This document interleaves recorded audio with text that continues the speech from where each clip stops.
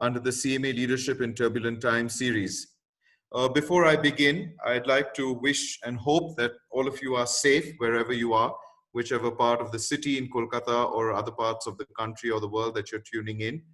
I know the last week has been quite distressing for people living in the city of Kolkata. I just want to take this opportunity to wish all of you to be safe and hope your family and everyone is safe. Well, there is no need to introduce CMA. I think most of you who have been logging into our series sessions are familiar what Calcutta Management Association is all about. And as you know that ever since the pandemic started, CMA has been very active in starting out these webinars. And over the past couple of weeks, we've had some very, very interesting webinars. And it started with Mr. Gopal Krishnan, former director of Tata Sons, who inaugurated the Leadership in Turbulent Times series, followed by Mr. Harshvardhan Neotia, who is chairman of Ambuja Neotia Group, followed by Mr. T. Mohandas Pai, chairman of the Manipal Global Education. Then was Mr. Sagar Daryani, co-founder and CEO of Wow Momo, followed by Dr. Shomukanti Ghosh, Group Chief Economic Advisor, State Bank of India, followed by Mr. Ajay Chawla, the CEO of the Jewelry Division of Titan. And then we had Mr. Vikrant Shotiria, MD and CVP of Novo Nordisk. This evening, we have a very interesting speaker for all of you, Mr. Prasun Basu, and I will take the opportunity to introduce him shortly. He's our guest speaker for this evening under this series. As you are aware that other than the Leadership in Turbulent Times series, the CMA has also run two parallel series. One is called Conversations, which is on a slightly lighter note. We've had the first inaugural session with Jimmy Tangri and Mir, followed by Siddhartha Chatterjee and Borun Chondo, who was speaking about Ray last evening. And we have one coming up this Thursday under the Conversation series with Mr. Arun Lal, the former Test cricketer, who's in conversation with Boria Majumdar. Please remember to log in on Thursday. We've also started another global webinar series where we get in international speakers to come and talk to all of you. We've had the first global webinar series some time ago, and Dr. Shudeshna Ghosh from the World Bank in Washington, D.C. spoke to us on the global energy outlook, a paradigm shift. So this is really the background of all the webinars that we have started. I can also show you that the president, the vice president, the executive committee of CMA and all its secretariat are planning very actively on how to bring very, very interesting programs, a lot of other interesting things that are coming up. So those of you who are not yet members of CMA, I think this is a good opportunity to get in touch with the Calcutta Management Association and register yourself as members and take advantage of all the things that CMA has to offer all of you. Especially I address this to the young crowd today who've logged in for this session. Coming to our topic this evening, it's all about changing consumer behavior in the time of pandemic. And I think this topic couldn't have been more apt, and we couldn't have had a more appropriate speaker than Prasun talking to us about this, because I think the big question in everyone's mind is, where are we headed? What's going to be consumer behavior like? While we've seen what has happened during the lockdown, there's not much behavior. We're all stuck at home. But as countries and economies open up after the lockdown, and we all know that the problems of the pandemic are not going to end soon till the vaccine is discovered, established, and available to all of us, there is going to be a lot of uncertainty. And therefore, there is no doubt in my mind that the COVID-19 will have an enduring impact on society long after the lockdown is over. If you look back a little bit, we've had major global events in the 21st century, and recently we've seen the September 11th crisis, the Iraq invasion in 2003, the global financial crisis in 2008. But if you notice, they have all had very regional epicenters, whereas the current pandemic, the COVID-19, is perhaps truly a collective experience felt in equal measure all across the world, from Wellington in Australia to Iceland, to people here in Africa, to Asia. It's really across the world, and everyone is feeling a comparison point in modern history. And for the first time in a long time, no one really knows what the future holds. Everyone is conjecturing. And fortunately, history and social psychology offer a glimpse into how the pandemic could change consumers' attitudes, behaviors, and spending habits. But naturally, these will have very disproportionate impacts, especially on the young people who are experiencing the pandemic unfold during their formative years.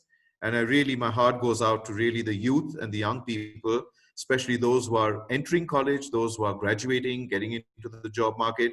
This has been a really turbulent time for them. If we look at this situation or behavior, consumer behavior from a cultural perspective, our values vary according to two contrasting dimensions, according to me. One is what we call individualism, and the other is what I call collectivism. Individualism focuses on personal freedom, individual achievement, whereas collectivism emphasizes on group goals and the importance of the community. My submission to the topic today is that when moments of crisis like this happen, it often paves way for what I call social solidarity. Witnessing the power of collective action can change the way individuals relate to others, resulting in an increased sense of the community. And I think the cultural shift from I to we could have a permanent effect on consumer behavior. I'll just take a minute to explain while we are all isolated and we are locked down, I think we are all collectively trying to see how we can overcome this. And therefore, I talk about this collective behavior. So the very act of consumption will perhaps no longer be synonymous with social status, but what I feel would be rather social harmony. In short, consumers will perhaps become more receptive to brands that demonstrate pro-social behavior. So to kind of sum up the opening remarks on the subject, I feel that there could be three outcomes to changing consumer behavior in the post-pandemic era. One, which we are all hopeful and we hope that could happen, is virtually all buying behavior will revert to their pre-pandemic patterns for most people. Two, for a small number, the pandemic will be life-changing. Their behaviors or their buy behaviors will change permanently as they will adopt to the new worldviews, new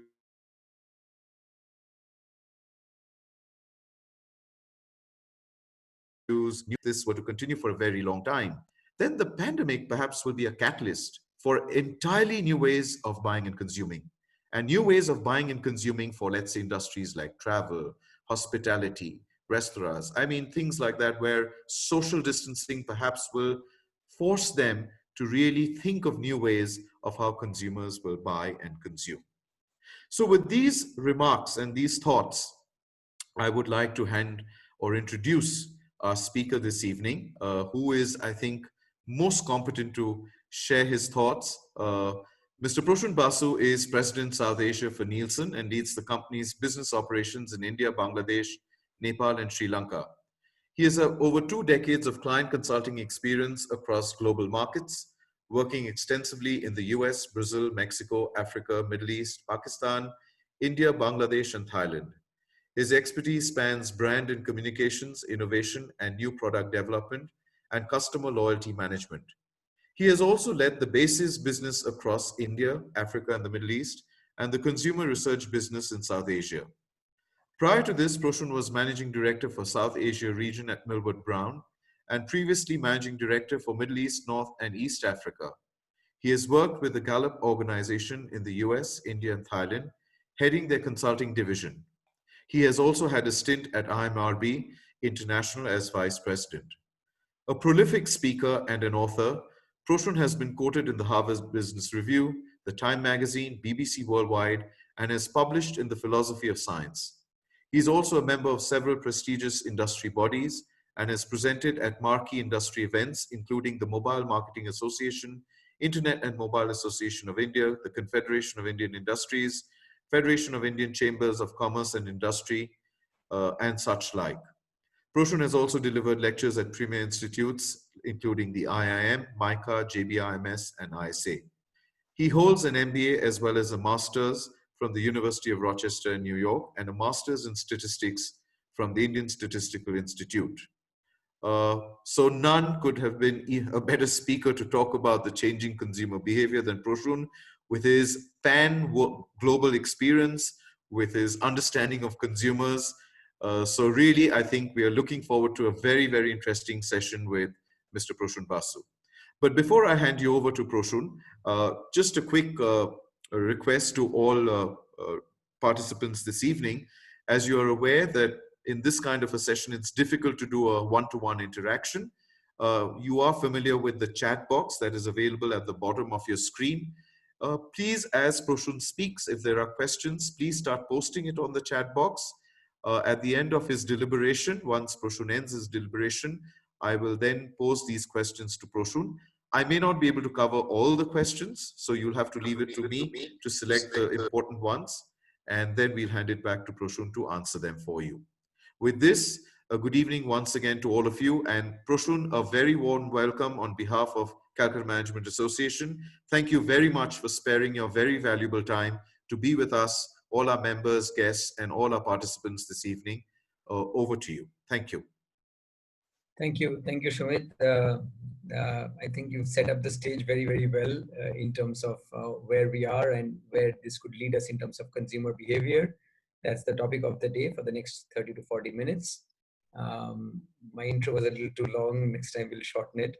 But let's delve into the heart of the story, right away. So, like you said, this is a never before in terms of the global nature of this pandemic. Most other crises and severe crises we have had have all been largely regional. We have never had something of this scale. So we in Nielsen, being a global company across 100 countries, we had the vantage point of being able to look at this at a global level as well as a local level.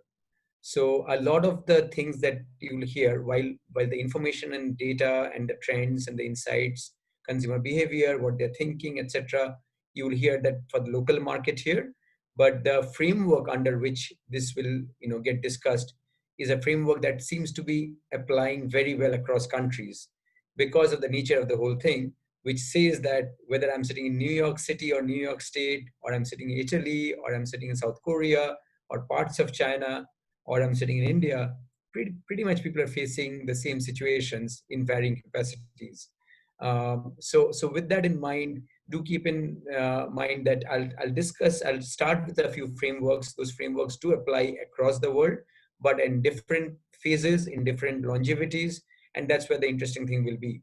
And nobody really knows what the future is, but we can start trying to imagine the future, like you said, Sumit, thinking about the past, thinking about learnings which we have seen, other pandemics we have had.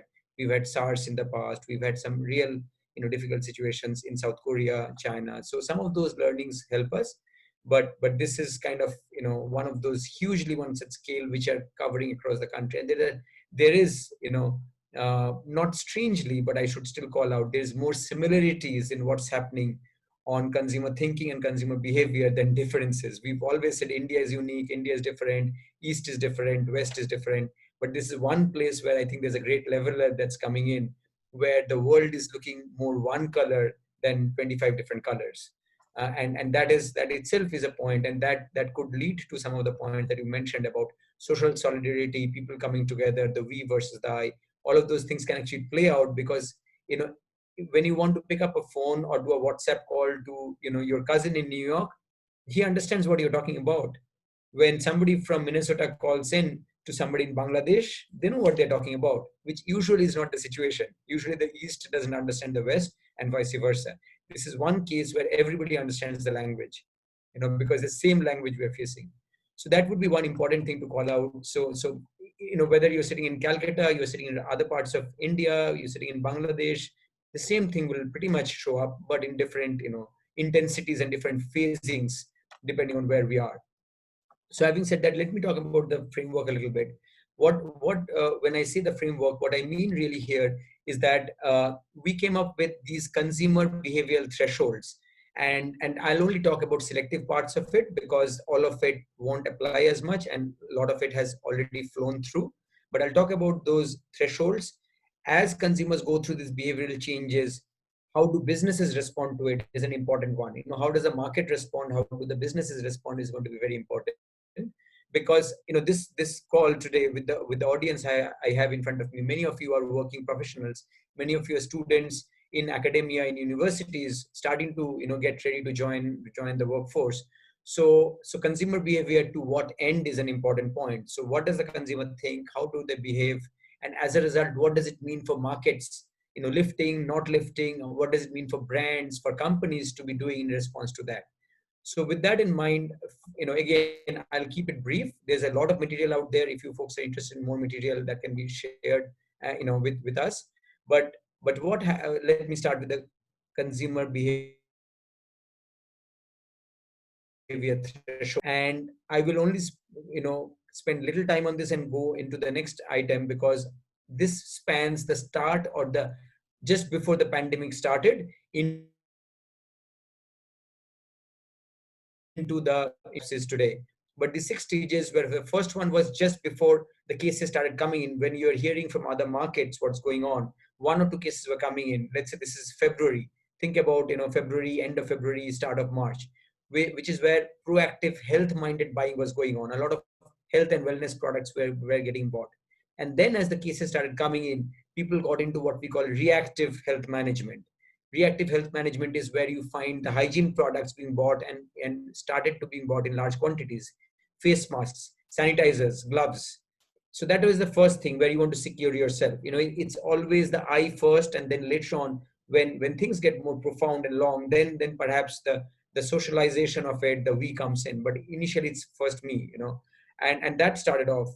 That led to people starting to worry about what will happen to markets. Modi was announcing lockdowns coming up. So a lot of pantry loading or stockpiling, what we call, started, of health and safety products, but also of essentials. And that was what we call the pantry preparation, or the stockpiling of items in your kitchens and in your houses. And then we got into what we call the quarantine living, which is about staying at home, and new behaviors started emerging. And these were also difficult. When I say new behaviors, a lot of using of the smartphone, a lot of using of your laptops and your tabs, a lot of online shopping started. And that did not get started without its challenges, because from a safety and security standpoint, there were many rules that came in. If you recall, in the initial phase of the lockdown, even essentials were not allowed to be delivered by online providers. So, and I will talk about what happened as a result to the online market and the e-commerce market in the first phase of the lockdown, and what eventually has happened now. I'll talk about both the parts. But basically, quarantine living means you are consuming things inside the house, whether it's entertainment, whether it is shopping, whether it is cooking, everything is happening within the four walls, right? So that's a big change. And then slowly, a little bit in parts of the country, maybe lower town classes, some restricted shopping started. People needed to go out to the the grocery store around the corner, in spite of the fact that that's not the safest thing to do. They had to start doing it. So restricted shopping started. For one cohort, the bharats of the country, it's going to the what we call the kiranas, the grocery stores, the small places. And for the Indias of the country, those consumers, a lot of online shopping anyway had started off. But visits to modern trade outlets actually started picking up quite a lot. If you look at the data, you will find modern trade actually did very, very well in the early part of the lockdown, because people were rushing to get to these stores to load up themselves. And then after a bit of a lull, they again started picking up. So there is a restricted living phase that came in right after the strict quarantine phase, as the panic started to kind of subside. And then now, what I would call is, it's a word that's being used a lot. You are seeing this in the press all the time. You're using this all the time. But what we are calling the living the new normal. So if you look at it, those are the 6 thresholds. The initial ones don't apply so much. I think the last 2 still apply. So starting from proactive health-minded buying to reactive health management, to pantry preparation and pantry loading, to quarantining, to restricted living, and then living the new normal. And we are somewhere, depending on which city we are, which place we are, which state we are in India, we are somewhere in between restricted living and living a new normal, where opening up is happening more, either by states or cities or by town classes. You are seeing a little bit of the new normal. In other places, it's more of restricted living. The city I sit in today, where I'm coming to from, which is Mumbai, it's a lot of restricted living today, a lot of even quarantine today, given what's happening in Maharashtra, and in Mumbai city. But some of the cities you might be sitting in might not be that bad. So as a result of these consumer behaviors, when we looked at a lot of information and data, what are the enablers, or what we call the accelerators, to kind of fight against this? There are 3 things that come up, and again, I'll not spend time on each of them, but the 3 pieces that kind of start to come up when you go through a lot of information of buying behavior, etc., you find is, one is what we call quality and efficacy.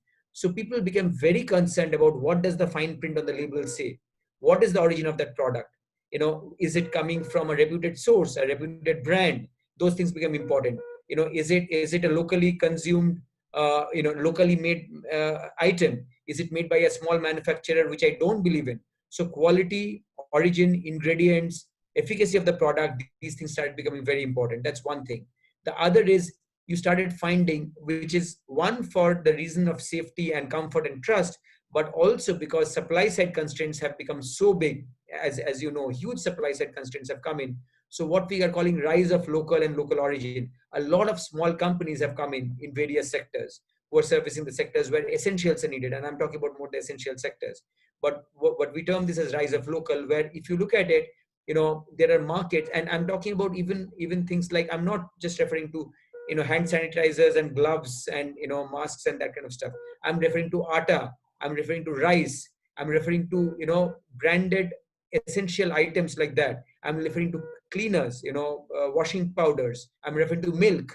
If you think about those kinds of things, you find a lot of that is really kind of coming in from locals, companies which have not operated, they have come in. Some of the big manufacturers have kind of gone again and entered these categories, but a lot of local players have come in.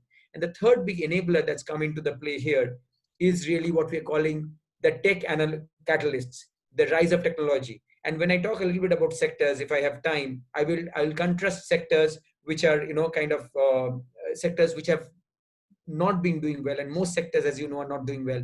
But there are some sectors which are surging ahead as well, and this is quite understandably what we're calling the tech catalysts.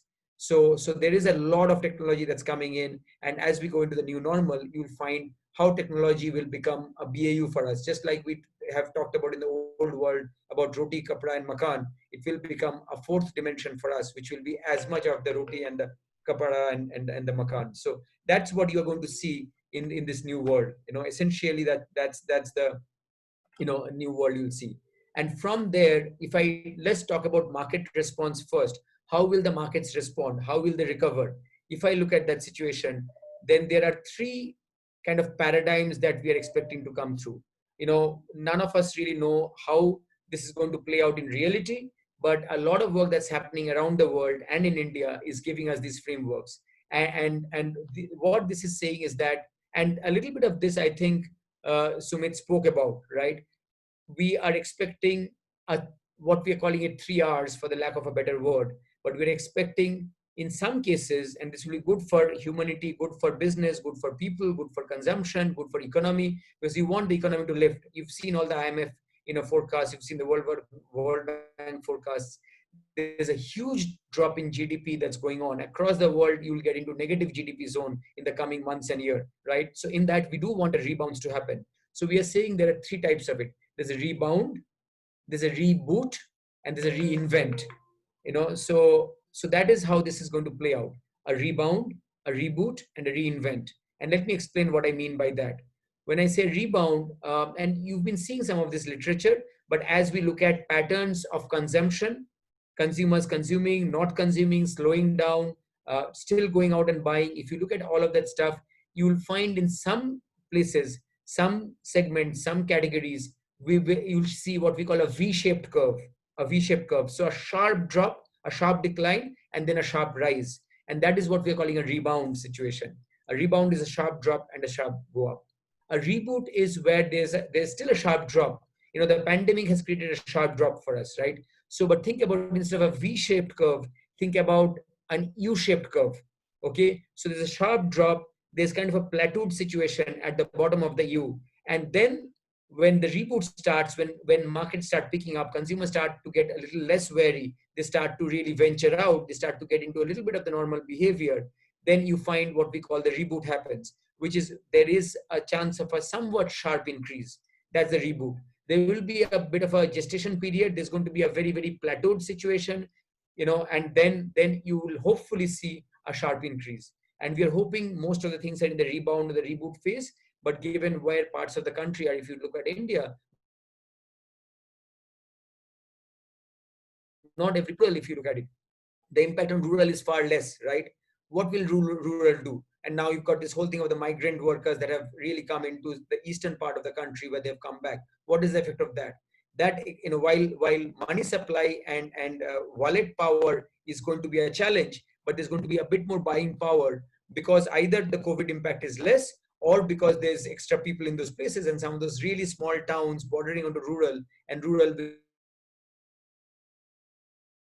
will perhaps see a nice demand spurt in the short run. It will not go back to normal. Nothing will go back to normal. I think we have to be cognizant of the fact, and we have to recognize and realize that nothing will go back to normal. I think that is a statement I can say for clear, and I would say that I would watch, and it's not the best of situations to be, but I think it's a reality check that we need to come to terms with, that how much close to the normal can we go back is the question here, not whether we go back to the normal. And so think about timelines. Think about, let's say, 3-4 months of a severe effect. That's your rebound. That's your V-shaped curve. Think about 4 to 6 months of an effect. Think about your reboot. Think about your U-shaped curve. And now think about something that will be 6, 9, 12 months, and sectors will go through that. Automotive industry. Think about automotive industry. It was already in a slump. It's gone into a bigger slump. While yes, private consumption of automotive is something that we are expecting to happen, we might actually see there's more private ownership that comes in, but it will take a while. It might take a year's time, might be 9 months at the minimum, before which you start finding the reinvent happening. So some sectors will be in the reinvent mode, which will take a long, long time to come back, and come back also most likely not to the old normal, but to a new normal, which we can still adjust to. I mean, the entire economy in a market, in a country, or in the global economy will have a reset for sure. That I don't think any of us are doubting. The scale of this will create a reset. There'll be a cutback on consumption. There'll be a cutback on production. The tech catalyst will play a bigger role. That's the bigger framework to keep in mind, and in that framework, consumers are a big player of that. But it's consumers on one side, which is where the demand side comes in, and I'll talk more about that. But then there is the supply side, which is all the constraints that we are facing. So it's a demand supply, the two sides of the story that will really govern and drive where does consumers go, how much their needs are met in the future, how quickly their needs are met, how much habit change do they do. So that is one very important part. The other thing which now I'll get into is, as we're talking about consumer behavior, but what comes before behavior? So how are consumers thinking? What do consumers think? Behavior comes from thinking in the mind, right? So let's try to think, when a crisis happens, when a pandemic happens, what does the brain do? And how does it think? Because the thinking, the expression of the thinking, the amount of money you have ultimately governs behavior. So there are four things. How do I think as a person, as a citizen, as a consumer of the country? How do I express myself? Which is where some of the points Sumit said you might come up. How do I manage my budget? What is the state of my budget? And then given these three things, what do I buy and where do I buy? That's where the cycle kind of comes in and plays out, right? So keep thinking about this as we keep going. Think, express, how do I manage my finances and budget, and where do I buy, and how much do I buy? And that tells me which sectors will come back how fast, and which will be the reboot, reinvent, the rebound, reboot, reinvent, and the shape of the curve. So with that, I will go back to the very basics, the fundamentals. There is a lot of work that's been done in the world on this area called neuroscience, which is how does the brain interact? How do the neurons in the brain fire? And there are two things in that broadly academicians and neuroscientists have called out. Medical scientists, neuroscientists have called out, which is called system 1 and system 2. So system 1 is the fast, the non-conscious, the unconscious, the intuitive, the automatic, and where the emotional side of the brain sits, right? The one side of the brain that we talked about. That's system 1. It's fast, non-conscious, intuitive, automatic, and more emotional. It's a gut emotional reaction. Then there's system 2, which is slow, deliberate, conscious, rational, logical. That's what system 2 is, right? Now, what will happen in a pandemic? What happens in a crisis? In a crisis situation, system 1 takes first gear, system 1 takes second gear, system 1 takes third gear. So system 2 goes on the backside. So where in the normal world you would expect system 1 and system 2 plays on the balance. If you think about a balance, you put a 5 kg weight here, a 5 kg weight there. That's how the human being usually responds and behaves. There's a 5 kg here and a 5 kg there. System 1 and system 2 are equitable, and it's a sum total of the play of the fast and the non-conscious and the intuitive and the rational, deliberate, logical mind. But in these situations, the system 1 picks up. That's what governs things. So as a result, what happens is emotion, memory, and cognitive heuristics play a role. So you have a lot of emotion playing a role. So decision making is driven by emotion. It is driven by this fast non-conscious world. It is driven by what's sitting in the memory. It's not driven by new things. I will talk about new things. There's new things also in this world, and there's big new things. But a lot of it is driven by memory, by emotion, and by cognition versus rational, deliberate stuff. So as a result, what will happen? The first thing that will happen is there will be selective attention for relevant information. For relevant information will go. I will not look at 20 things anymore. I will look at 2 or 3 or 4 things that I'm really, my selective attention gives. My brain is just there and it's looking for relevance. So if you think from the standpoint of the COVID situation, the relevance of my communication or my brand positioning is in that space of relevance, which the consumer's brain is anyway giving itself to. That's what will be received, and that's what will be received, and that's what will be acted upon. If the stimuli that I provide, as a brand, as a manufacturer, as a retailer, is not relevant, it is not in that selective attention space, the chance of that dropping off is going to be far higher now. So that's one thing to keep in mind: selective attention, relevant information, and how do we as a community of providers, as businesses or retailers or trade or channel, play into that. So that's the first thing. The second thing is what I talked about, which is around habit, because what I was referring to is memory. So ingrained memory will make us more act on habit, you know and there's strong stimulus coming in. Like, for example, I can't go out, I can't go to a shop, I can't go to the mall, I can't go to a movie theater, right? So there's going to be stimulus shock. The stimulus shock will make me continue with as many habits as I can, my familiar habits, and new habits will only come in as the stimulus comes in. So the stimulus of containment, of quarantining, will create one kind of behavior, but that same stimulus can create new behaviors and habits, right? So old habits are getting disrupted. I can't go out, I can't go to a mall, I can't go to a movie, I can't buy the popcorn. All of that is going in. So that disruption is happening, and we need to think as to how, what do I do it. But what are the new habits? I'm cooking more at home, I'm cleaning more at home. The entire household is employed in cleaning today, right? So what kind of cleaning equipment do we need? Do I need to get automatic mops into people's houses? I have a back problem. There's no maid in the house. What do I do? So think about, the world has become the house today. That the home is the heaven today. That's what we are calling out. The home is the heaven. So in that home, what do I do today is the question, right? So that is the new habit formation. In that new habit formation, what do I do? And it's not just about food products, it's about anything in the house. It's about that video feed, it's about that e-commerce portal, it's about the cleaning equipment, it's about what beauty regime do I want to follow. Maybe I have much more time. There's lockdown, the work is at a slower pace, I have much more time to groom my hair, I have much more time to change my looks. So many people have changed their looks during this time, as you would have seen in all our Zoom calls, right? So a lot of new habit formation will happen. The question is that, when will old habits stay, and what do I do with that old habits to cater to them? And when new habits will form, and what do I do to supply to the new habits? That's where the behavior comes in. So I'm trying to relate the consumer's thinking, their mind space, what are they doing, and as a result, what behavior will they expose to us, and then we as marketers, practitioners, people in commerce, how do we cater to those behaviors of new habits or old habits? So that is a very, very important thing. So I've talked about selective less attention. I've talked about familiarity and the role of familiarity.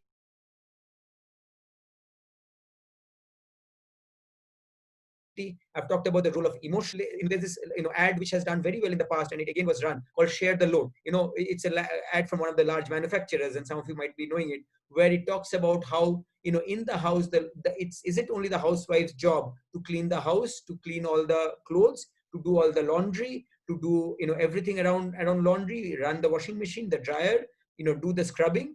No, I mean, the husband in the house can also share the load, right? So that was the Share the Load campaign.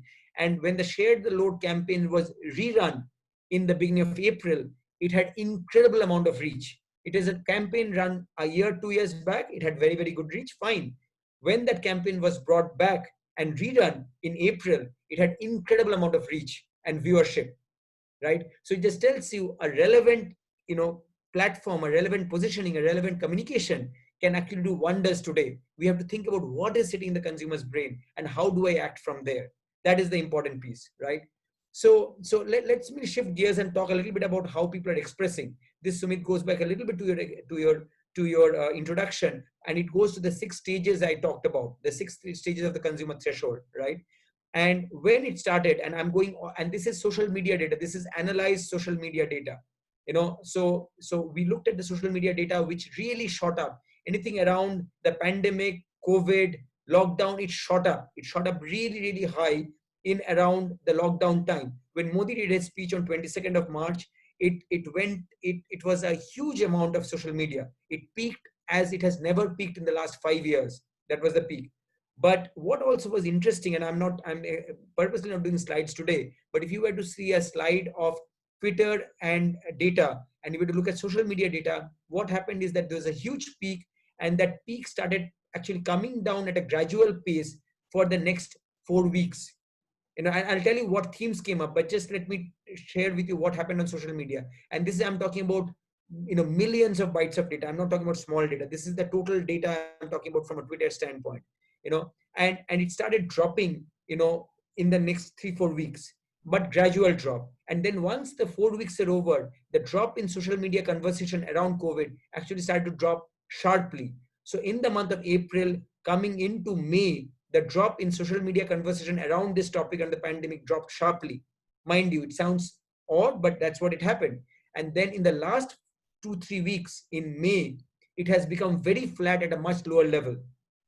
Now the cases have gone up, right? We have got many more cases, many more deaths happening, but social media chatter has actually gone down a lot. When Modi does his speeches, it spikes up. Within a day, it goes down. So think about it. What it means is the consumers are really adjusted to that restricted living, which I talked about, the penultimate phase, and then the new normal. That's what's happening. So this huge kind of a hue and cry, things went ballistic. It went up. It started dropping gradually. It remained high for for roughly 3-4 weeks. Then it started dropping big time. That's the restrictive living. That is the start of the new normal. And then finally, now we are almost at the new normal, where it is an even lower level, where it is and it's plateaued phase, but that's where it is. And let me talk about the themes that came up, and not difficult to understand, but the initial reaction was of the entry scare. So if I look at the volume of the data and analyze it by themes across this 2 months of data, starting from March, around mid-March to mid-May, these 2 months, 60 days of data, what happened was that initially there was a scare factor that peaked up, and then there was this whole thing of what we call standstill life. Life was coming to a standstill. A lot of hashtags were about standstill life because it was the initial phase of the lockdown, right? So that happened. What happened after that? After the initial the pandemic precautions, the reaction to the safety, the pantry loading, I talked about a lot of discussion on that in social media. So standstill life, how do I get myself health protected, how do I go and buy the stuff I need, all that was happening. But there was another buzz that started coming in, which is community feedback. A lot of hashtags, a lot of social chatter in the second half of April. First half was this, second half of April into May was about community fight back. A lot of stuff around community fight back was going on, and that became a big part of the chatter, and which is where I think people, this I versus we thing started to seep in slowly. And as that community changed texture, there's community fight back that kind of give way to what we call rise of a nation. So the nation, the solidarity, we coming together, that started happening. And then finally now, a lot of it about the new normal, moving towards a new normal. We are starting to get towards a new normal from restricted living. So what is coming out? What are the big hashtags coming out now? Atmanirbhar Bharat, 20 lakh crores of stimulus, vocal for local, help sell by small businesses, restart India, reimagine the new normal of 2020. So these are the kinds of things that are the big things that are going on in the social media space today. So you can see how the new normal is starting to come in now, right? So it's a beautiful analysis of how within a 2 month period, you see this complete kaleidoscope of changes in human thinking and then human expression that's happening, because thinking is followed by expression, right? So this is a very interesting space. I can go on and go on in this, but I won't, and in this shortage of time. But let me talk a little bit about, we spoke to a lot of consumers, plain simple consumers, and this is because this is about consumer behavior. I'm dialing more in this place. I could talk a lot about actual market behavior. Perhaps we won't have enough time for that today, but let me spend as much time as I can on consumer behavior and consumer mindset. what is happening very interestingly is that there is a convergence and a divergence that's going on together. And again, Sumit, you spoke about this a little bit. I will draw on that. But why do I say convergence and divergence? There are common themes that are coming up. Like just now I spoke about it. There are common themes that are stringing together the old and the young. That is stringing together what we call the upper SEC or the affluents and the lower SEC and the ones who have nots. So there are places where the upper and the lower, the older and the younger are coming together. And that's the convergence point. There's a lot of empathy for the people who are doing the difficult work in the community today, the society today. The invisible are becoming visible today. People we don't think about, we don't kind of care about, the medical staff, the police, the garbage pickers, a lot of that stuff, people who are running kirana stores and threatening their own lives to bring products for us, right? A lot of that is being recognized and respected, and those invisible people are becoming visible. There's a lot of respect for uniform that's happening. And like I said, there's a lot of social mindedness that's coming in. And why I'm calling out this convergence, the young and the old are thinking the same way about these issues. The affluent consumers, the middle income consumers, and the lower income consumers, they're all thinking the same way about these issues. So there is no divergence there, it's convergence. But what's going on, let's talk about now what's different between older consumers, the 35 40 year plus consumers, and the younger consumers who are in their 20s and old teens and 25s, etc. The older consumers are kind of seeing this as a temporary phase. They're saying it's, and this is actual consumer speak, I'm telling you, out of a lot of work we've done in the country, across cities, across town classes and tiers, right? The older consumers are saying it's temporary, it will pass. The normal will come back. They have seen emergencies, they have seen riots, they have lived there 50 years, 60 years, 70 years. They're saying this will also pass. So there is a bit of that phase that's coming in. They are kind of trying to get to the new normal faster and quicker. The younger consumers have never seen this. This is a generational divide for them. They are very anxious, very apprehensive. People who are in schools, coming out of colleges, getting into colleges, initial first jobbers, extreme amount of anxiousness and apprehensiveness. They're finding their friends lose jobs. They're finding what's going on around the world, right? In India, outside of India, stark decisions businesses are taking. Very, very, very steep decisions businesses are taking. A lot of people are losing jobs. As you go to factories, manufacturing, a lot of lower income people are losing it, right? They feel it's a game changer. They are feeling that this is going to completely change their lives. They feel they need to retool themselves, reinvent themselves, reevaluate their education skills, etc. So there's a very big difference happening in the approach of the older consumers and the younger consumers. Again, look at the higher SEC consumers, the affluent consumers, and the lower SEC consumers, the more have-nots. For the upper SEC, they're talking about, they're having a bit of a conscience pain. They're having a ping on their conscience. They're realizing the privilege they have. They're realizing how cushioned their life is, and this is actual consumer speak coming out.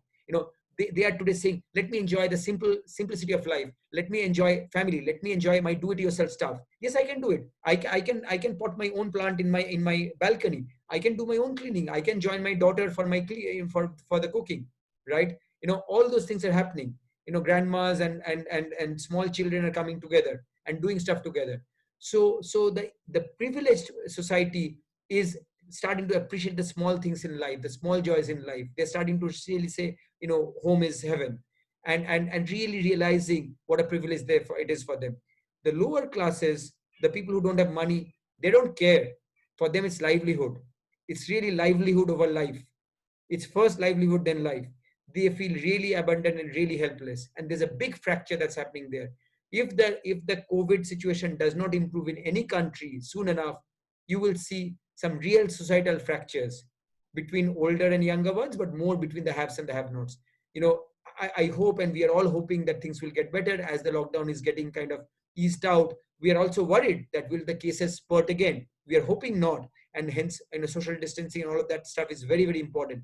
But imagine if this again gets worse. Imagine this gets another 6 months like this. There's going to be a huge fraction in society that we will find between the upper affluents and the other ones. And we need to really prepare our minds towards it and hope that that doesn't happen. What's happening on the budget side? So what is really happening? Very, very interesting stuff, really. And we looked at this data sum total for for people in the country, and we looked at it within income classes, just like I said, higher income, middle income, and lower income. Overall, what's happening, first of all, what is clearly going down is, people don't want to take loans. Obviously, they don't even want to pay their credit card payments. So that is actually getting into default zone, etc. That's going down. People are cutting back on investments. They're not wanting to invest. So, the financial sector, and I won't have time to cover sectors, I'm realizing now, but the financial sector is badly hit here because we're talking about, investments going low, payments, loans, etc. People want to save money today, and it's clearly coming out that they want to save money today. What is happening also is that actually monthly household expenses are going up, not going down, because today supply side constraints are there. People are having to buy higher quantities of items because they're in this fear of the lockdown. I will not get stuff. They're buying that because there are supply constraints. Many small manufacturers are not able to get products in, even essentials in. So people who are buying unbranded products which are not getting supplied today, branded products but from smaller price points, are having to upgrade at times to buy products that are more expensive. Companies are not running promotions today because they know that people have to buy. So as a result, delivered price is going up. So people are actually spending in some ways more money in different cohorts, and that is happening more so in obviously the higher income people, but it's happening with lower income people as well. Even lower income people are actually spending more money on monthly household expenses. It's unfortunate. It's a double whammy for them. One side, their wallets are getting stringent. On the other side, their expenses are going up. And so things where it is similar across the income categories between high, medium, and low is investments. Nobody wants to invest. If you look at loan payments, etc., again, it is that one is hitting more the lower income folks, obviously, and the mid income. They're able to manage their household expenses, but it is really hitting the lower echelons. On savings, obviously, when livelihood is before life, there's no savings on the lower income guys. They can't save at all. They want to save, but they can't save. But if you look at the high income people, they're just looking at more just pure, straight, safe saving is what they're looking at. And this is what's going on. And interestingly, when we asked them, okay, you had some plans, plans was about domestic travel, plans were about home improvement, buying durables, home renovation, buying your two-wheeler, four-wheeler, foreign travel, etc. These were your plans. These are the top ones usually in the wallet, right? What will you do? What consumers are telling us today is that a fourth of them are saying they'll go ahead with the plan. So there's a fourth of the society, and that more affluent society, they're saying they'll go ahead with the plan. Another fourth is saying, I will put my plan on hold for a year. So you're talking about a quarter of the society saying that for a year, I'm going to put my plan on hold. These are the two extremes. A quarter saying I'll go ahead, a quarter saying I'll put it on hold. And then there's the in between, the other 50% who are saying that, I will keep the cash as liquid cash available with me. I will keep the liquid cash with me. Almost a quarter is saying it. And the other quarter is saying that as soon as I can invest, I'll invest.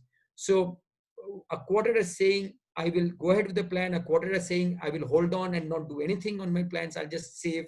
A quarter is saying, I'll invest. And a quarter is saying, I'll keep liquid cash with me, just liquid cash with me. And it's not exactly a quarter. It's interesting. And this is what I was talking about. It's a little less than a quarter. I'm simplifying. But in our large survey, 6% of people said, I will donate money. 6% of people said, I'll donate money. Here is why you can find that altruistic mindset that's coming in. It's very, very interesting. There are trends and counter trends and coming up. And these are not trends and counter trends. It's different faculties of the brain that's working in different ways to different purposes. And that's why you find behaviors which might look contradictory, but they're not contradictory behaviors. They are behaviors which are coming out of different parts of my mental faculty saying I'll do different things at the same time. And that's where you're finding this. So that's what I would say. The one thing I want to call out is people are generally expecting, if you talk to CXOs, if you talk to a lot of CXOs in the country, you talk to consumers, people are expecting, between 3 to 6 months of this thing to ease out. I mean, 3 months are pretty much going to be over soon, but that's the 3 to 6 month phase is what a lot of people are thinking. But people are saying that, again, similar situation, the lot of people are saying I'm not prepared. Almost half of the people are saying I'm not prepared. In fact, more than that, around 30%. Around 40% of people, they're saying that I'm somewhat prepared, and only another 30% are saying that I am prepared. So a lot of people are hit very, very badly, and that's where you're going to see a lot of drop in kind of consumer behavior happening. Maybe I'll take 2-3 more minutes. I'll not talk sectors so much, but I'm going to just talk about maybe two sectors on two sides. and just close it here and leave a few minutes for questions. So one is I'll talk about the FMCG sector, and one I'll talk about the telecom and the tech sector. These two sectors I'll talk about. BFSI is in a difficult shape. Automotive is in a very, very difficult shape. Retail is in a very difficult shape. I'll not talk about it. FMCG has different trends coming up because there are essentials, there are less essentials, there are non-essentials, right? There are staples, there are convenience products, the do-it-yourself products, and then there are impulse products. So what is happening is, though you're seeing a lot of things around, the small grocer and the kirana shop being talked about, actually they have been hit very badly. The biggest drop in sales in FMCG has happened in the small stores, in the grocers, in the kiranas, in what we call the pan plus the chota stores. That's where there's been a severe impact, both because of supply side, because of the retailers, the owners not having money to put the outlay to buy stock from the supply chain, for closed shop periods, small hours, less hours, closed in many days of them, last 2 months, etc. So they have been hit the most.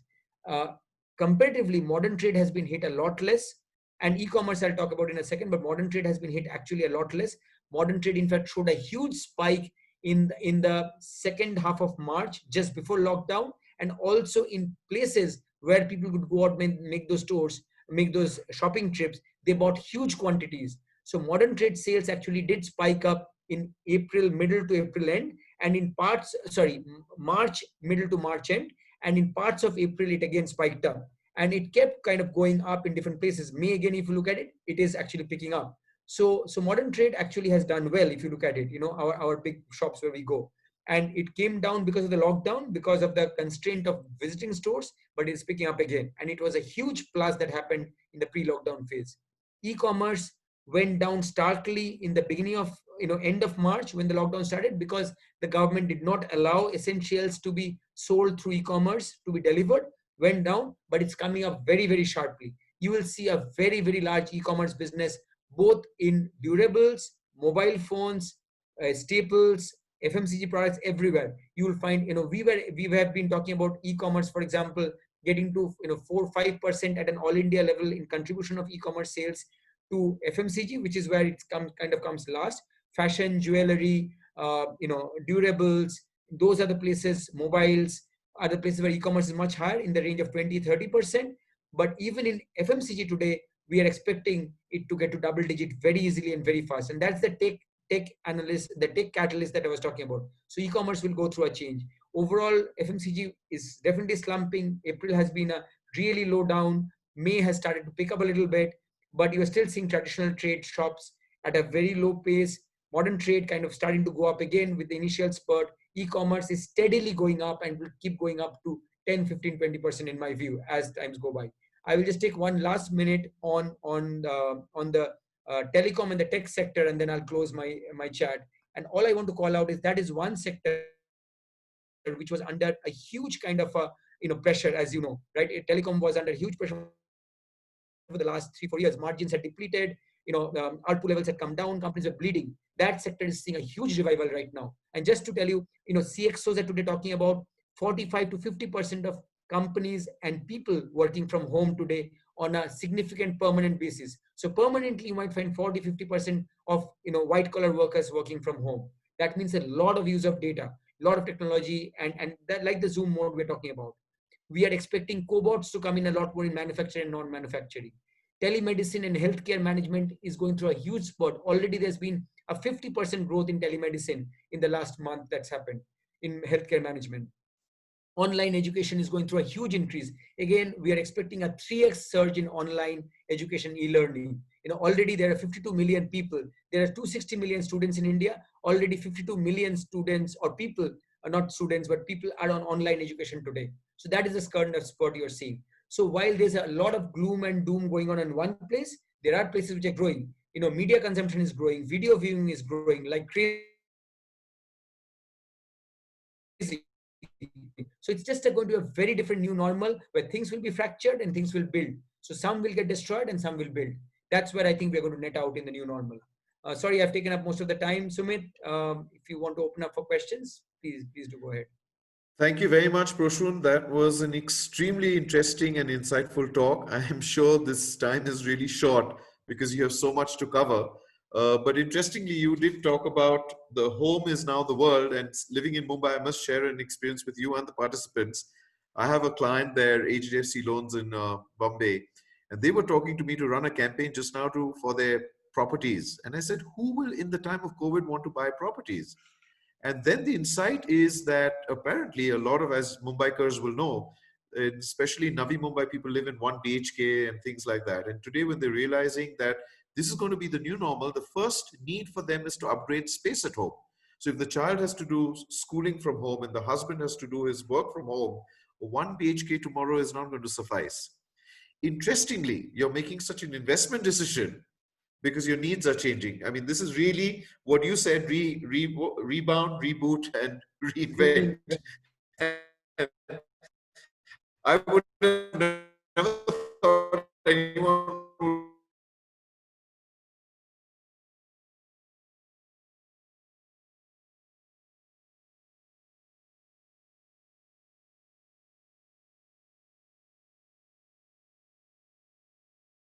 Request you is if you can be very brief, but I'm still allowing for the questions, if that's okay with you. Sure. Okay, the first is from Debashish Dotto. Debashish wants to know that, do you think people who were preferring offline can be influenced to use digital platforms, and can their mindsets be changed? So I'll keep it short.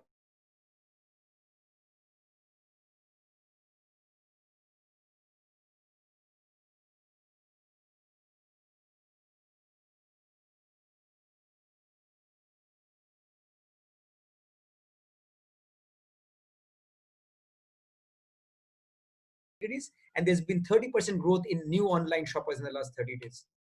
I think that answers. I hope that answers your question, Debashish. Thank you, Prasun. The next question is from Mr. Preetham Kumar of ABP. Preetham asks that, do you think that the propensity to spend will come down drastically since the income levels across the globe has gone down drastically too?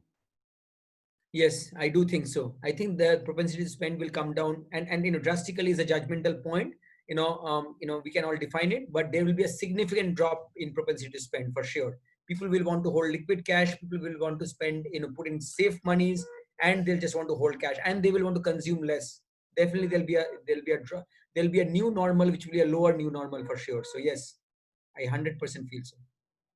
Thank you. Thank you, Preetham. The next question is from Konkona Das.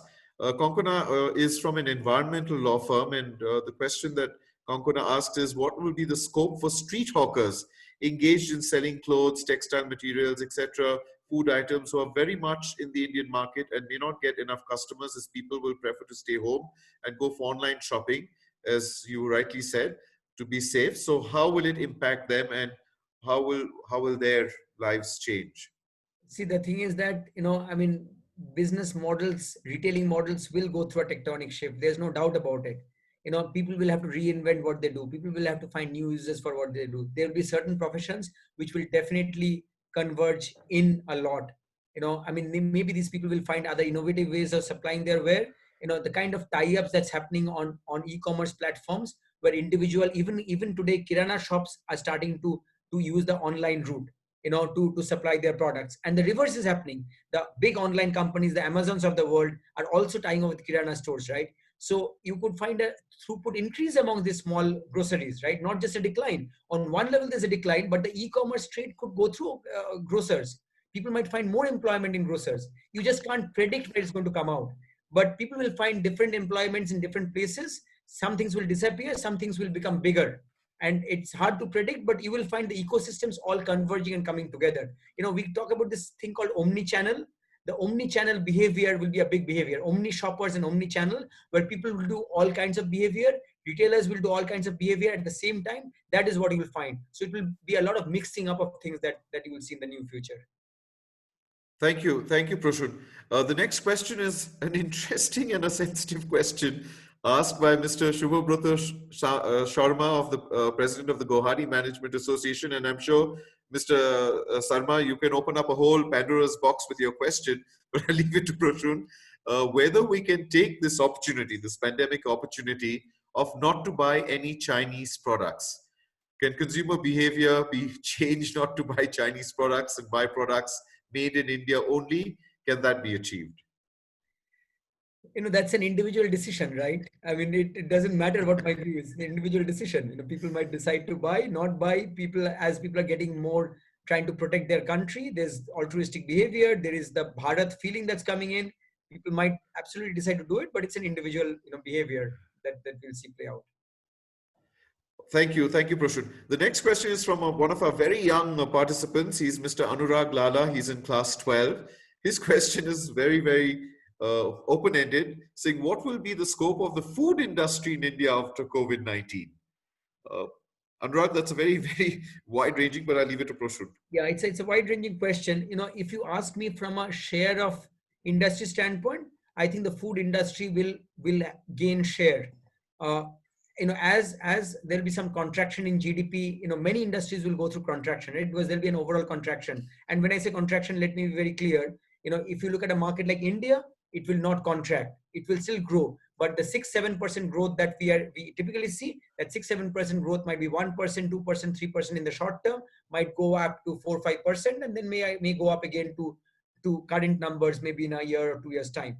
But there will be, so contraction is not the right word, but the slower growth that everywhere we'll see, in that the fair share of foods, if it goes up, I would not be surprised. That would be my point of view at this point of time, because I think people will move into the more simpler things in life, the more basics, the essentials, the joys of life that comes from here. And as a result, and there'll be many innovations in foods. Foods has been very innovative, by the way. If you look at the foods industry in the last 3-4 years, it's been incredibly innovative. And that innovative power that industry has will only play out more today in this, because today, necessity is really driving invention to like nobody's game, right? And that part of innovation invention in the foods industry, which was already doing, will come in, and that will couple with the consumers' innate need to, take food in new ways. And I think on fair share basis, foods might actually expand more than other industries. Thank you, Prasun. The next question is from Arup Banerjee. Is there any participation of monetary reforms during the transition from rebound to reboot? It's a tough question. I mean, I think there are many economists in the country who are better qualified than me to answer the question. My view is yes, absolutely it will happen, but maybe I'm not the right person to comment on that. I mean, there are big economists, and there's the Niti Aayog and various bodies who can really give you a really good answer. Thank you, Prasun. The next question is from Rajushi De Sarkar. The question is, in the new habit, will the efficiency of people come down, or in the new normal? I think that's what is implied. As work from home is only limited to certain sections of professions related to few industries, but factories must open, construction must start, hospitals, fire trades. How do you keep the efficiency intact of the workforce professionals of these above people? I think efficiency will go up. I'm very sure efficiency will go up, and efficiency will go up not just because of tech use. I mean, tech anyway will take efficiency up, right? A lot more use of tech everywhere will take efficiency up. But if I look about productivity, I'm taking from efficiency to productivity, and I want to make one point here. And I'm hearing this across companies that I work with, clients I work with, and my own company. And Nielsen has around 7,000 people. I'm not talking about a small workforce here. People's engagements in work have gone up. This is very surprising, folks. I must call this out when I'm talking to my clients, industry partners. I'm seeing my company, people's engagement has gone up. People are actually very engaged in their work. They are severely constrained and they're still working well. So, and people are, I think, really realizing the value of life. They're realizing the value of what they have today. I think people are honoring and respecting what they have. So engagement will go up. If engagement goes up, efficiency and productivity will go up. On the other side, as tech comes in, efficiency will anyway go up. So you will definitely find a much more efficient world, but I would add a tag, you will find a more engaging world in the future, I think. Thanks, Prasun. Very interesting. Vishal Gurtu asks you, with the majority of professional executives suffering in income loss due to salary cuts, how do you think this is going to affect the overall demand, maybe in the short term, medium term? Well, it will affect a lot in the short term. Short term effects will be very severe, I think, which is where I talked about the V-shaped curve and the U-shaped curve and the long U curve. So you'll find a lot of long U's and not V's because of this income loss. We are all hoping that India will be one of those more of a rebound market, given the energy of this country, given the amount of population base, given that we are still an under-indexed country in consumption. the West will be hit a lot more by than countries like India and the East. And China is actually, though China is very different from India here, because China was very local, but even in that local place, China has recovered quite quickly. So if I were to take a lesson from China, I'm hoping that India will be more the V-shaped and the U-shaped, and not the long U, be more of the rebound and the so I'm hoping things will be better sooner. But yes, there'll be a lot of uncertainty and there'll be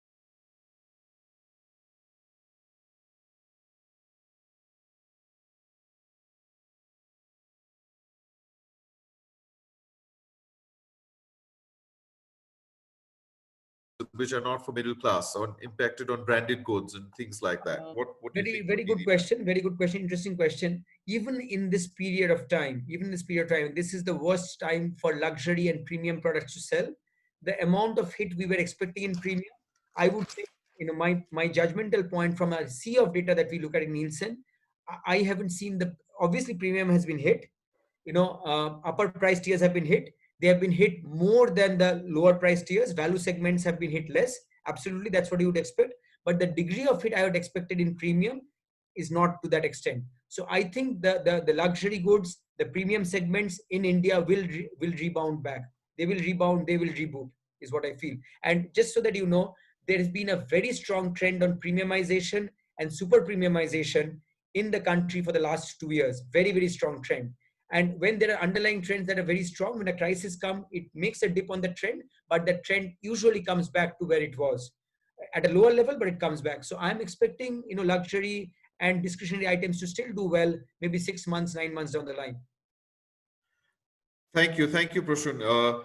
With due respect to many who have asked questions, we have to be very cognizant of people's time and Prasun's time. I'm sorry that I'll not be able to take all the questions. I'm going to end with the last question. My apologies to those participants who sent in their questions late. This is from Professor R.C. Bhattacharya of the Globson Business School. He's the Vice Chairman.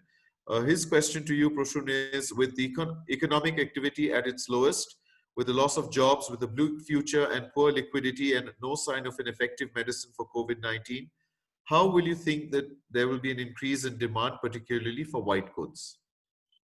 Uh, I mean, beyond the point, life will go on, right? People will still want their refrigerators and their washing machines and their dryers, microwaves, the home entertain. And as I'm saying, home becoming so much important means if people can afford, white goods at home will actually find a bigger impact. It's a little bit like your 1 bedroom to 2 bedroom story that you called out, Sumit.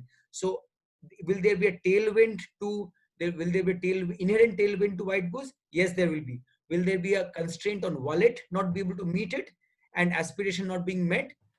That will also be there. So I don't think the picture will be as bleak as saying that there is no money, there's no wallet, people have lost jobs, people are taking pay cuts, and hence that will not be there. Inherently, there'll be a very strong demand for these things, but people will have to graduate this on their wallets. So you'll have a lot of delayed purchases happening. I think white goods will have a very slow start, but once it starts, if I'm talking about 2021, for example, I would say white goods will have not such a bad year, is what my read would be. And this is assuming that I mean the COVID situation doesn't get out of control and it keeps being in check and coming down. I mean, that is an essential boundary condition that obviously it's true for all of this.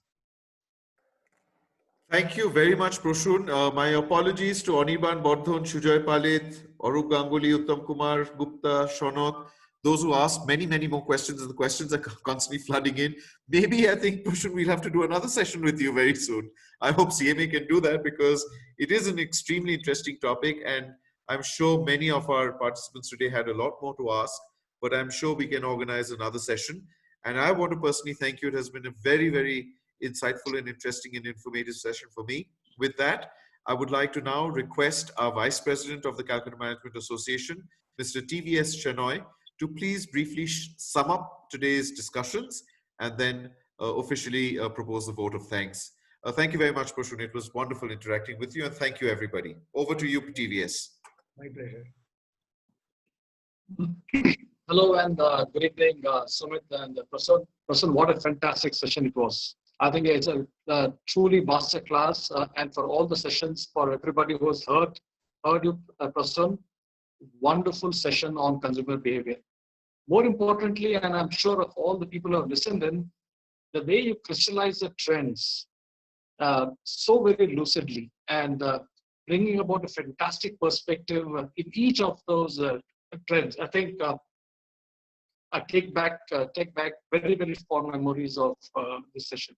So I have three things which I thought would be useful from me, as I've been in the corporate for almost 2.5 decades now, and I could easily resonate all the thoughts which you said.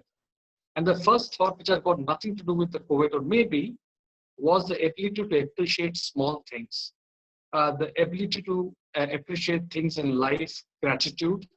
I can also reflect on the thoughts of the small little kirana store whose sales went down, but the way he would have helped me when I needed stuff.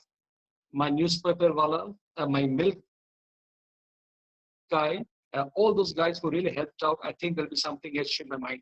I also noticed, Prasun, at the back, I don't know whether that's a drum set which is there in a place. I really don't know what that is. But that also brings to me that perhaps my son plays the drum.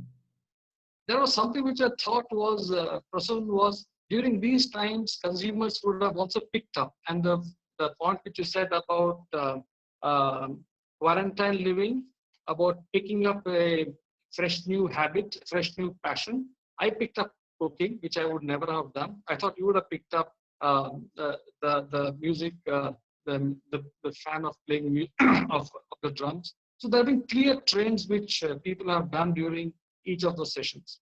I take, and for all the people who are here, there are two clear takeaways. One, we saw the consumer behavior thresholds and the 6 stages. I personally lived at least 4 of them. We all have seen it. Proactive health-minded buying, the reactive health-minded buying, the pantry preparation. I still remember on the 14th or 15th of March, when me and my daughter would have gone to the market and flooded our car with stuff for the next month. I could never ever forget I would ever have done that. The way we prepared a pantry really resonating your thoughts. Quarantine living inside the house, all of us have done that, picking up new stuff, picking up new habits, working together, the ad which you mentioned, restricted shopping, and then now beginning to live a new normal. Well, we also heard what a new normal could look like. It could be a rebound, a V curve. It could be a U curve. We didn't hear from you a W curve. There are also people saying there is a possibility of a W curve coming. That was something which we'll keep, as Sumit said, for the next session some of the time, and the reinvent part of it, the business. That's another session. I leave it, Prasun, with final one thought, another couple of thoughts. We always heard that at the time of crisis, or when you have less money in your pocket, we had the fact of the lipstick effect, wherein you tend to spend a little more on cheaper stuff, which makes you feel good. Now with a mask around you, you no longer can use a lipstick. Eyes, now I believe we're going to use a lot of eyewear. So you'll have a new concept coming in perhaps. But finally, and the most important thing which I felt was on emotion. You touched upon 2 important facts. You said equivalent of a system 1 of emotional and system 2 of logic, how the brain works during these times. And I'm reminded of Zig Ziglar's quote, and it's very, very apt, which says people don't buy for logical reasons, they buy for emotional reasons. And for the companies who are able to touch the emotional chord, I think would be clear with. We say never let loose a crisis, and the COVID has taught us one how we can really reinvent and as well as rebound and reboot. Thank you, Prasun, for a wonderful session. It means a lot to the Calcutta Management Association for you being here, and for all the listeners who have been here. I'm sure it would have been a truly masterclass. I'm sure we'll be getting lots of queries here onwards as well. And Sumit, thank you for conducting the session so well. Thank you very much for one of the most well laid out sessions as well. Thank you, everyone. Thank you so much, TVS. My pleasure. Yeah. Thank you. Thank you, everybody. Good night. I think we'll just have to run through this next. So those who are still online, the next session on conversations is on Thursday, June 4th, 2020 at 6:30 p.m. please do register. And as I said, those who are wanting to engage more with CMA, this is a good time to reach out to the Secretariat and see whether you would like to become a member. There are various membership stages. And with that, good night till our next session. Thank you, Prasun. Thank you, TVS. Thank you, CMA. Welcome. Thank you.